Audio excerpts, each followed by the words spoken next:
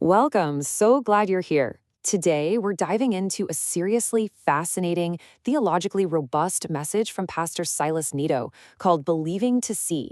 He explores what we can call the epistemology of the kingdom. If you love unpacking deep concepts and seeing complex ideas come to life, you are in the exact right place. Get ready, because this explainer is going to completely change how you view reality, faith, and even time itself. Let's get right into it. All right, to start things off, we have to look at our current mindset.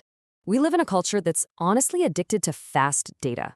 Human logic operates on this empirical, seeing is believing mindset, which is really rooted in a fear of scarcity, right? We demand sensory validation. We basically want God to perform the miracle first so we can trust him. But kingdom logic, it flips that completely on its head. The central paradox here is believing to see. In the kingdom, sight is the actual result of faith, not the condition for it. Take a look at Hebrews 11:3. It tells us that what is seen was not made out of what is visible. See, biblical faith isn't just blind belief or wishful thinking. No way. It's rooted in a divine decree that existed before matter itself. The universe was created by the Word of God. So the physical stuff around us, it derives directly from the invisible spiritual realm. Faith is just our ability to read that eternal decree before the earthly scene even catches up. Section 2. The foundation of identity. Legal position over external validation. The crucial point here comes from Genesis 1 and Romans 8. We aren't operating as abandoned orphans or outsiders. We carry a royal seal. We are heirs. We were created under the original decree of the Imago Dei, made in his image to govern from the invisible to the visible. True authority and true faith, they don't come from human effort, and they definitely don't come from being born with a silver spoon. They are born strictly from our legal identity as children of God. And this brings us right to the original Greek word for faith, pistis. Forget the idea of faith as bargaining for favors. Pistis is about taking legal possession of what the cross has already made your birthright. It is the legalized substance, the unshakable documentary proof of things your physical eyes haven't even cataloged yet. It's like holding the deed to a house. You don't need to physically see the bricks to know you own it, right? Which perfectly sets up this hard-hitting quote from Pastor Silas. It translates to, the miracle doesn't validate who you are. You experience the miracle because you already know who you are. Basically, our identity isn't some reward for getting a miracle. Our legal identity precedes and actually attracts the manifestation of the extraordinary. Moving on to Section 3, the process and obedience. The extraordinary in the ordinary. Pastor Silas illustrates this through the journey of Moses and the Israelites. The wilderness wasn't a punishment, it was actually a training ground for their spiritual vision. Think about it. The daily manna, water from a rock, the pillar of fire at night. God was revealing himself in the mundane, just the daily routine of waking up and eating, to forge supernatural faith.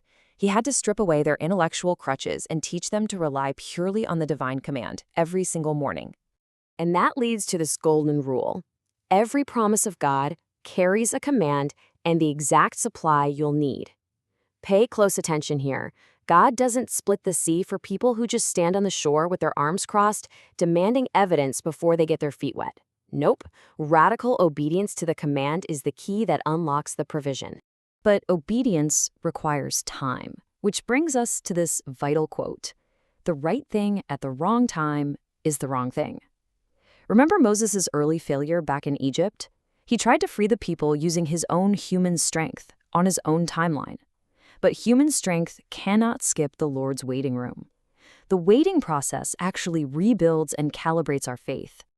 Section 4. Constancy in time. The mindset of Caleb. Caleb's timeline in Joshua 14 is just fascinating. At age 40, he gets the promise while spying out the land. Then, because of other people's unbelief, he has to endure a grueling 40-year wilderness process. But at 85 years old, he claims his mountain with unshakable vigor. Caleb's faithfulness to the word proves that biblical faith literally shields your mind and biology against the wear and tear of waiting. That heavy weight of 45 years did not age his conviction one bit. To really grasp Caleb's strength, we gotta look at the concept of the shushbin, the friend of the bridegroom in biblical culture. The shushbin's entire job was to focus purely on the voice and interest of the groom, completely ignoring any distractions. Caleb survived the wilderness because he carried that exact essence. His strength didn't come from staring at the lack of water. It came from focusing intensely on the Spirit's gaze rather than momentary personal conveniences. Which leads to this profound truth. 10 of the spies looked at Canaan with human logic. Seeing is believing, and all they saw were giants and impossibilities. But Caleb, he looked through kingdom epistemology. As the quote here says, God doesn't expect you to believe based on everyone else's perspective, but on the legal, unshakable perspective he gave you. Section 5. Practical application. Shifting your spiritual perspective. I want to ask you this carefully, in a pastoral sense. How much longer can you stand waiting in the wilderness? Maybe you feel like you're in your own 40-year process right now. The motivation has dried up, and the silence just feels absolutely deafening. But the real crisis isn't the wilderness itself. It's the answer to this question. What are you actually aiming at in the wilderness?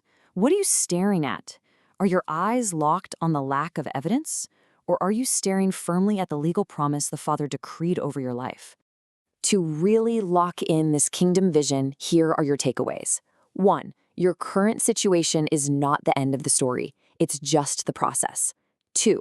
The word released over your life has guaranteed legal provision. And 3. The ultimate challenge. Rejoice in the promise before you see the miracle. Be the shoshman.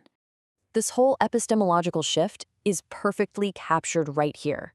The Lord is calling you to live by what you believe, not by what you see.